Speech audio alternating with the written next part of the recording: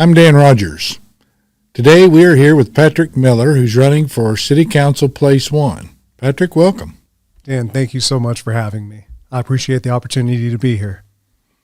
Well, let's tell the voters why you think you should be their representative on the City Council. Well, thank you so much for that. I am grateful to have the opportunity to run for Amarillo City Council Member Place 1 because, number one, I love Amarillo. I was born and raised here.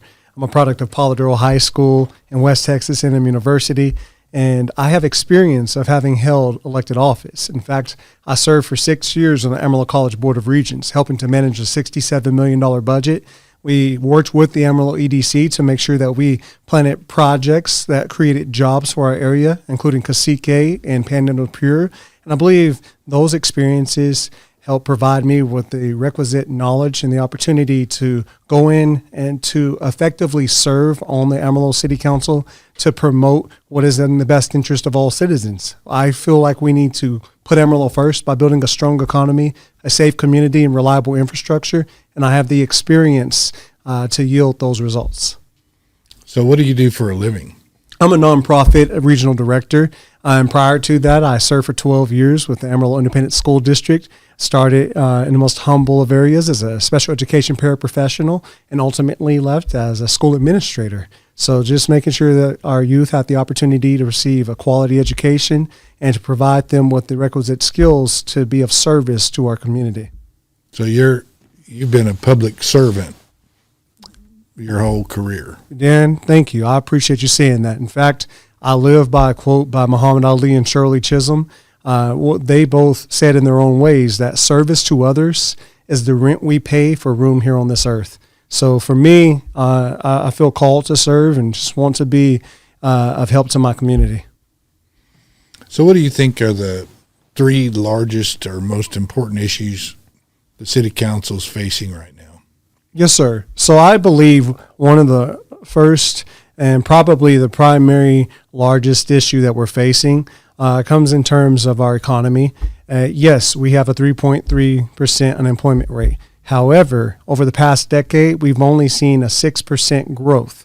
And compared to our sister city, Lubbock, they had 13% growth over the same period of time. So us being in single digits should be of grave concern to us all. And part of how we fix that is ensuring that the Amarillo City Council, yes, holds the Amarillo Economic Development Corporation accountable if there's ever an issue. However, as independent audit after independent audit to the tune of $9,000 a pop proved, there was nothing wrong with the transaction, which established the range, the regional accelerator and new growth engine. So we need to make sure that we're working with the Amarillo Economic Development Corporation to build jobs, to create those opportunities for manufacturing, for industrial, for these great opportunities for the graduates from our local schools, trade programs, and colleges to enjoy. Because if we create those jobs, then we have an opportunity to have a very prosperous city.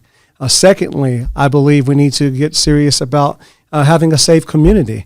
A safe community ensures that we secure those pay increases for our police, firefighters, and first responders, because every neighborhood deserves enough police, firefighters, and first responders to keep the community and officers safe and to prevent crime. In my experience, having served for 7 years on the Randall County Sheriff's Office Advisory Board, as well as the Amarillo Police Department Community Advisory Panel over the last year, provides me with the requisite background to be able to work with members of law enforcement to ensure that they are protected and they can continue to serve and protect our community. But I talked about the homes, and I want to go back to that because it deals with infrastructural matters. If we have an economy where there are jobs there, then we need to have the homes built. And the Amarillo Association of Realtors believes in my vision of simplifying regulations and adjusting zoning with buffers to ensure our developers have more flexibility to increase the availability of homes. And that means that we're going to have to get serious about our infrastructure.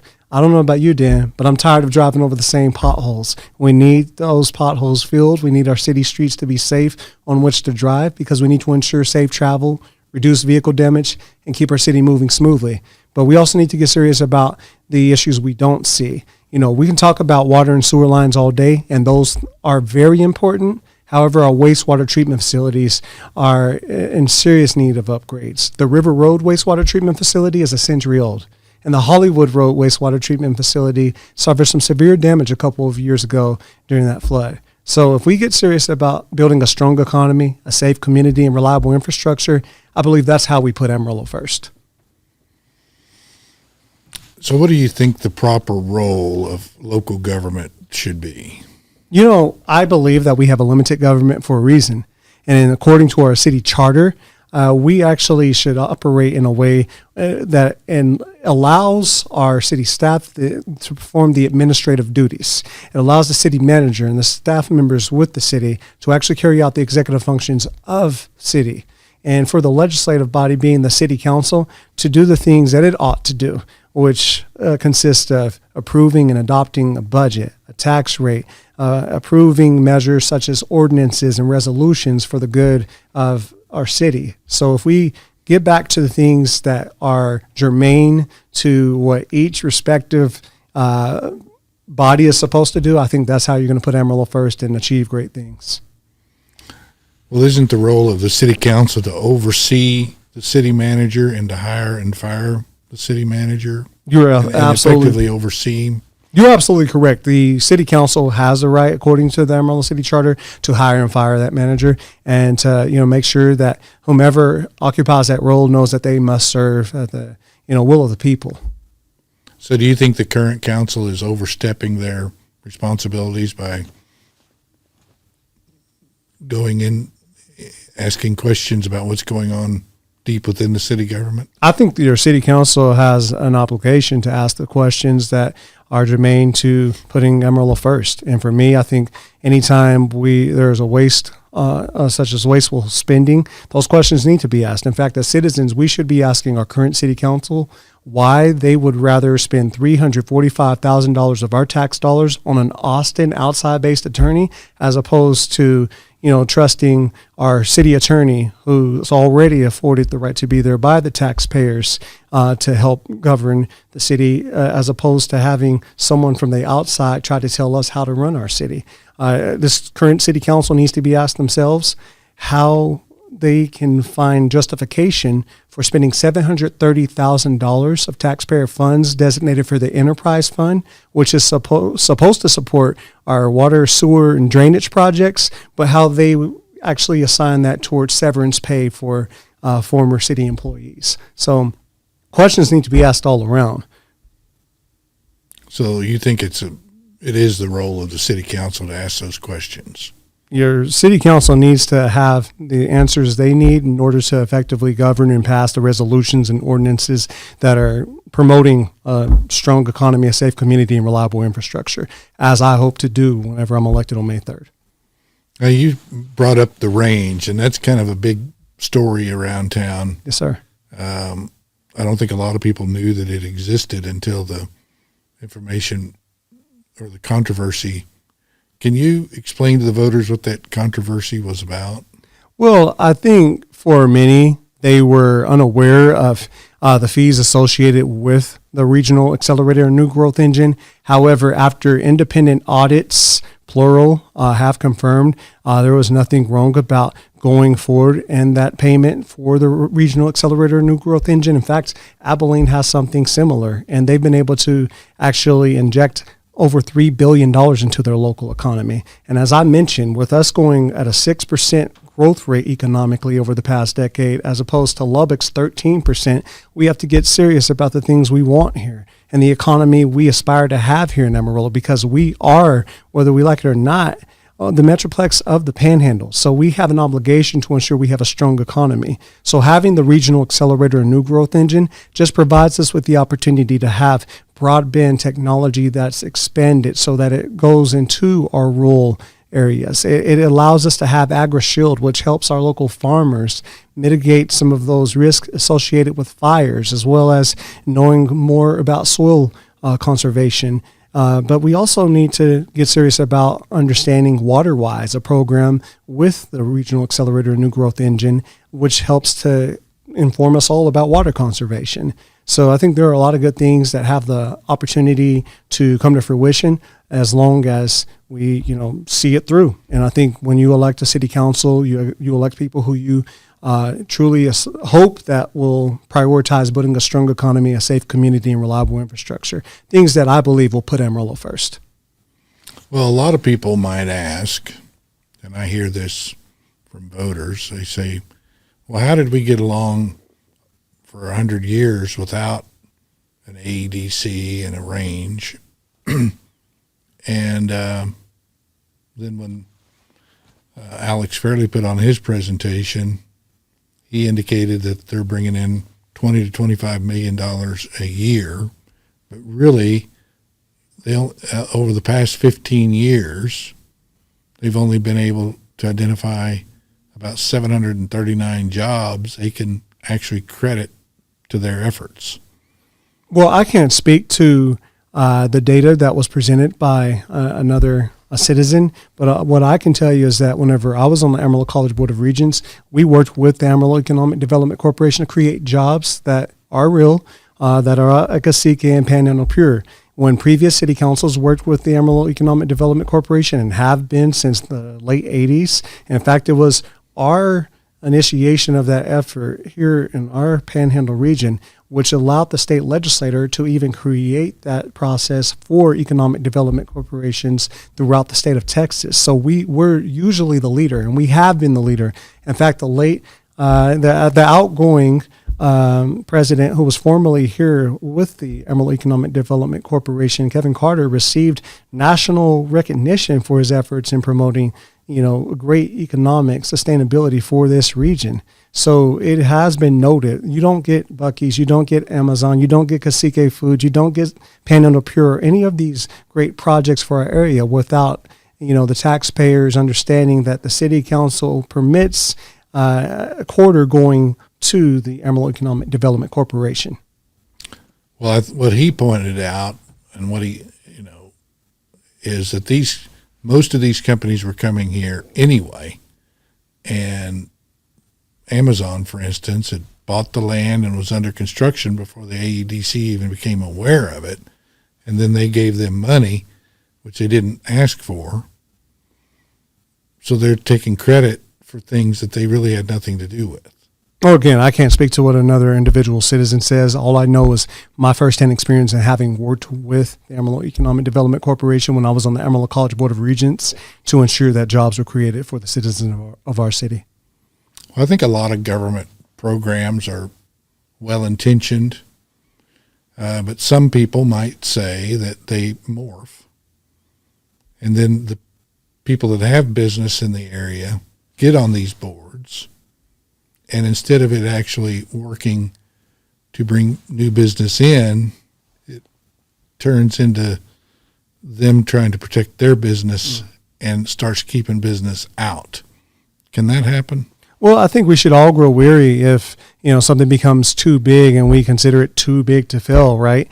However, we need to understand as citizens that we have a right to have a strong economy, and we can't stifle job growth. So we need to invest in areas which permit local job creation, and we need to make sure that we're putting Amarillo first by building a strong economy.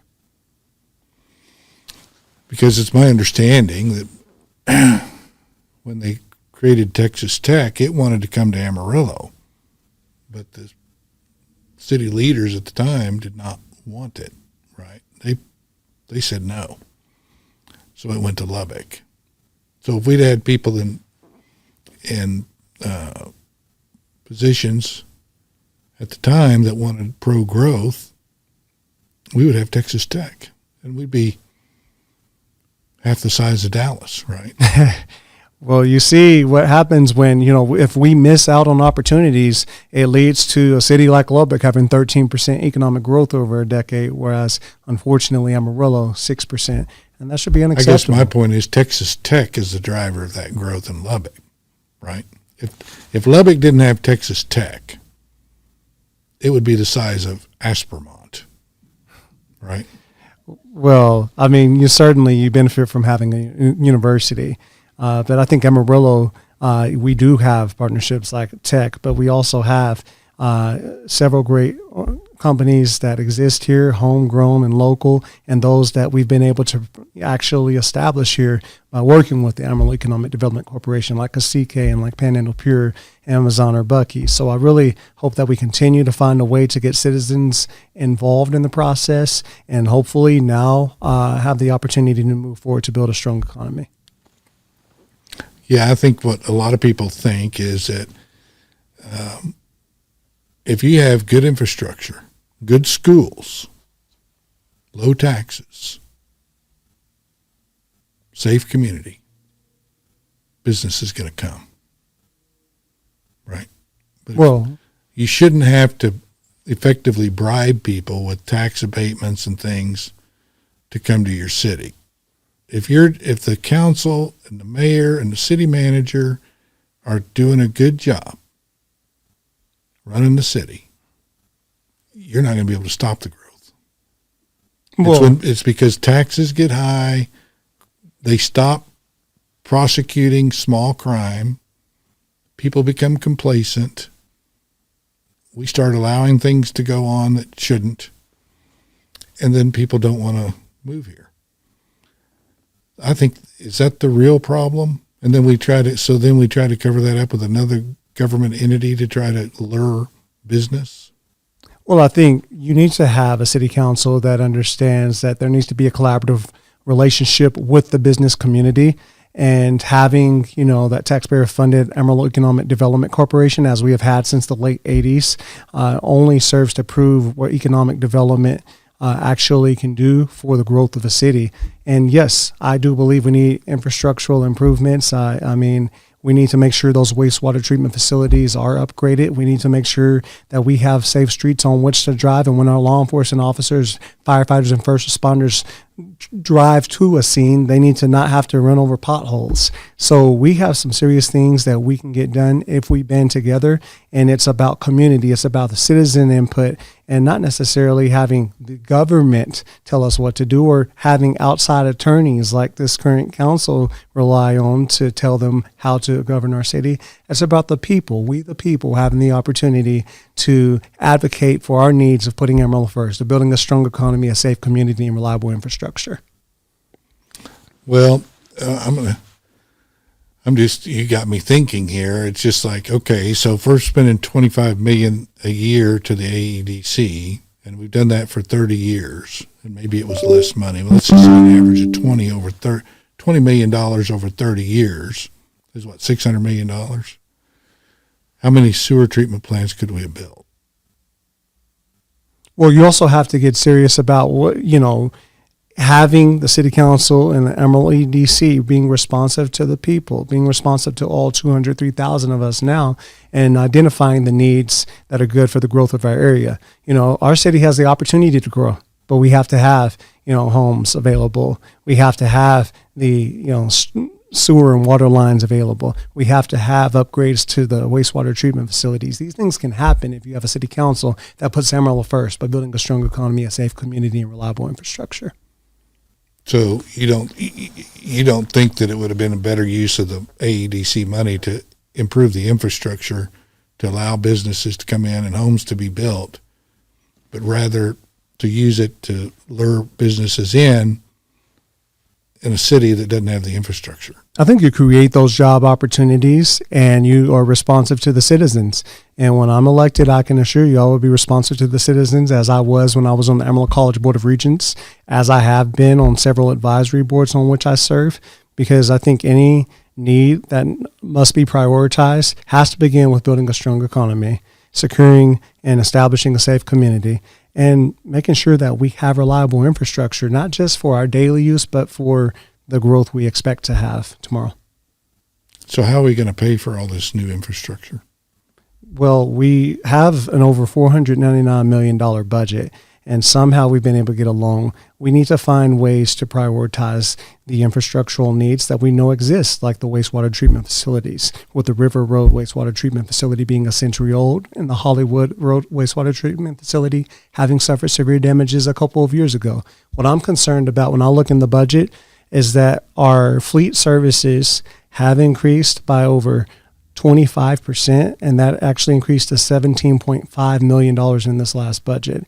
And that's really due to the age and maintenance of that equipment. You know, what also concerns me is the drainage utility budget. That increased by over 26% to a tune of $4.9 million. But what do we have to show for that? So I think we have to make sure that we have a city council that prioritizes the needs of all 203,000 citizens in building a strong economy, a safe community, and reliable infrastructure. So what do you think about the MUD concept, the municipal utility districts? That's something that I actually just recently heard. And I would like to learn more about it before, inserting my opinion. Well, it's my understanding basically what it does is it allows developers to go out and create a taxing district effectively so that they can collect the money through bonds so that they can bring utilities, put in streets, and build out their subdivision. And it's set up so that once that's done, the city can annex it and everything's in place. Somewhat like extraterritorial jurisdiction? Well, yeah, that's basically where the city takes control over property that they don't provide the services to, which some of us have a big problem with. And they start telling people what they can do with their property, even though they provide no services. So that's a little bit different. But the MUD is called a municipal utility district. So it provides for the build out of the utilities to city spec. And that way they can issue bonds to pay for that. And once that houses are built and they're producing taxes, then the city can come in and take it over then. Well, I do appreciate you sharing that with me. Like I said, I just recently heard of MUD, so I do want to take the time to study the issue, as I would all issues. They've been used for years in like Austin, Dallas, those kind of places.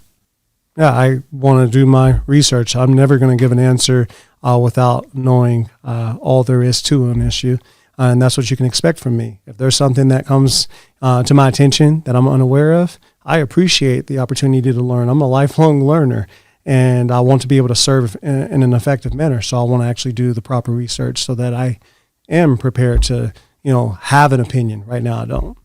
Yeah. Well, I think part of the issue is Amarillo doesn't really have the infrastructure out, set to go outside the city limits, right?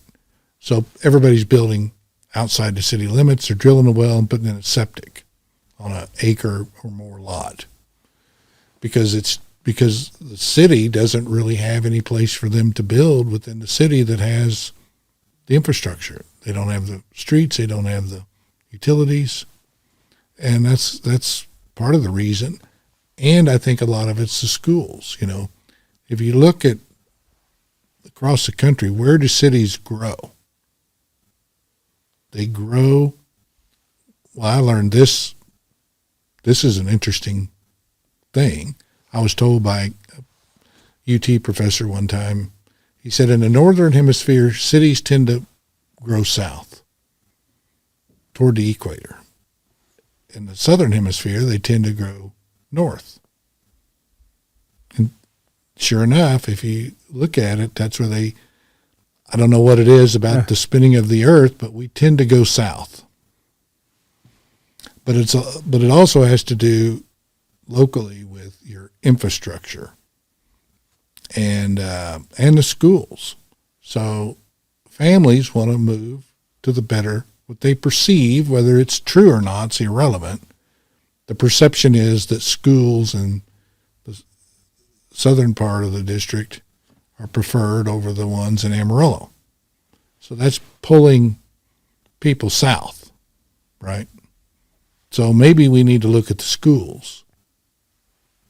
Is that something that you would consider? Well, I don't have any jurisdiction and wouldn't have any jurisdiction over the schools. But in terms of growth, we need to look at areas like North Amarillo to ensure that we have an opportunity to serve all 203,000 citizens. All right, Patrick, is there anything else you'd like to tell the voters as to why they should vote for you? And do you have a website or anything people can learn more? Well, Dan, absolutely. I do want to, again, extend my appreciation to you for hosting me. This is an incredible opportunity to be able to engage in dialogue with you. And as I constantly say on my social media, I love to learn more, and I just learned something from you about mud. So I really appreciate you taking the time to share that with me today.